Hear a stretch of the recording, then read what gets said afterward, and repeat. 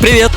Если смотрите это видео, скорее всего вы тоже устали от того, что бесплатные пробные периоды заканчиваются и тут же начинают требовать деньги. Сегодня я покажу вам простую утилиту. Она помогает обойти проверки сайтов, чтобы можно было снова пользоваться пробным. Вот, к примеру, захожу на stance.ai, хочу отправить сообщение и бам! Выскакивает уведомление. Ваш пробный период закончился. Я перепробовал кучу расширений для браузера, ничего не сработало. Программа, если что, находится на гитхабе.